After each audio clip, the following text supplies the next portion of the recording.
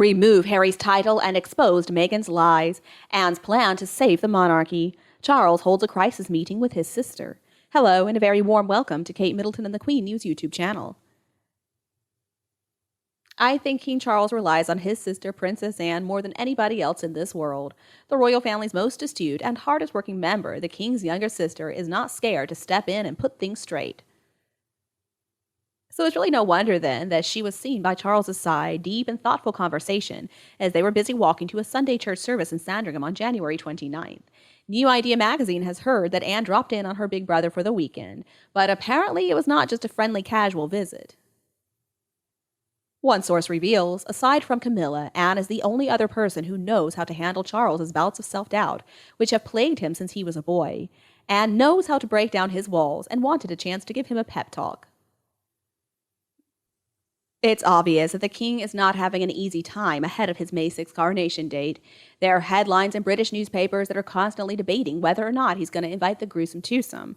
Now, as we understand things, Harry and his older brother Prince William are not even speaking right now, and the king is thinking about a tell-all interview to hit back at Harry's many allegations against the family. And there's also still this heated debate over why exactly Charles has not banished his brother Prince Andrew altogether, considering new rumors that now he's planning to clear his name over longtime sex abuse allegations. It truly seems like the problems for the new king are never ending. A source spills Charles doesn't know what to do. His sons are fighting and his office is divided over whether to give interviews and whether to have Harry at the coronation. He also senses a backlash coming for being too forgiving with Andrew. Charles is feeling very isolated and misses the counsel of his late mother. And according to insiders, it is really a good thing that Anne has stepped up to help carry his burden. A source says Anne wanted to help him cut through the noise. In their meeting, she suggested it was pretty simple: follow what their mother would have done. Invite Harry, but put him in the cheap seats and exclude him from the family balcony appearance. Don't give an interview about your personal troubles. Let Meghan expose herself with her changing stories and take a firm approach with Andrew. For Anne, it really is that simple. And it looks like now the ball is firmly in Charles's court. In other news, recently there are a lot of sources out of the U.S. claiming that Harry and Meghan plan to leave the U.S. and move back to England. And I guess this is what they would love to happen, but knowing their little tactics, they're probably doing exactly what they always do when they want something. They're going to leak information to a tabloid through a close insider. I mean, ever since Harry and Meghan first got together 5 years ago, we've been hearing all about their pie-in-the-sky rumors. Like all of their previous puff pieces they put out, it's all a bunch of nothing. But when they did leave, there were no such news leaks. It was they who announced Megxit, but they did not do it through an official palace statement, and they didn't even use the media. Instead, they did it through their Instagram account. And actually, they did not even tell the Queen beforehand. Now, some people are even wondering if they were in fact asked to leave, which in my opinion would explain a lot.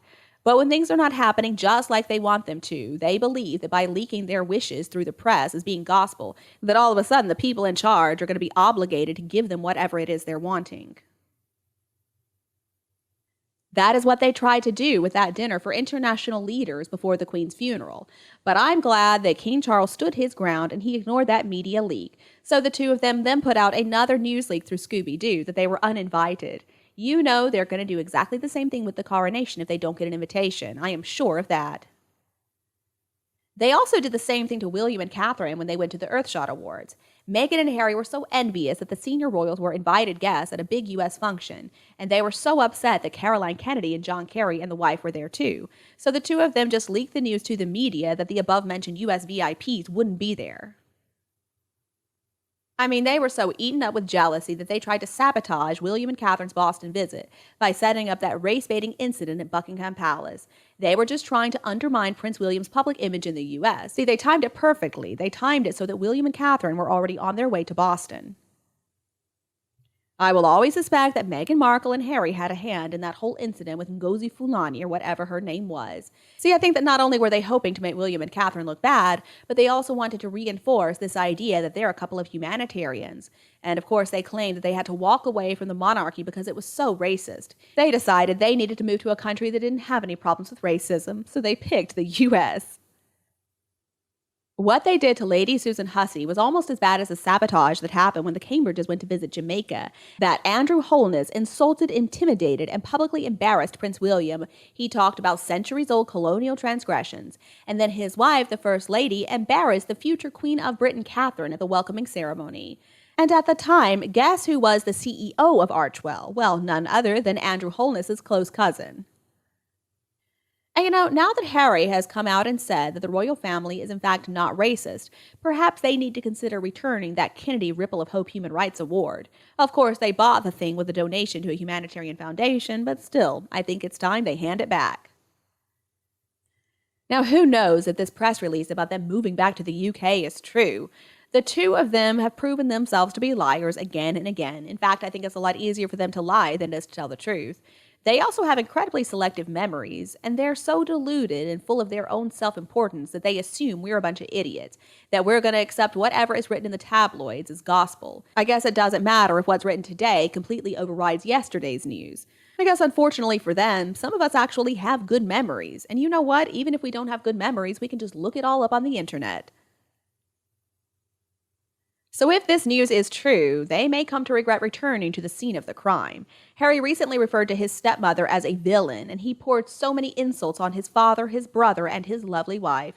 He has caused chaos, not to mention that now the whole world knows what kind of person Harry is, and he is not a very nice person. And also, let's think about that true victim of Harry's lost virginity, a hard-working British woman who is a year older than him. Now she has spoken out too. And do they think everybody forgot about the way that Meghan bullied the late queen and staff who were working at the palace? She bullied that sweet little Princess Charlotte, and she secretly photographed her in her bedroom while she was sleeping.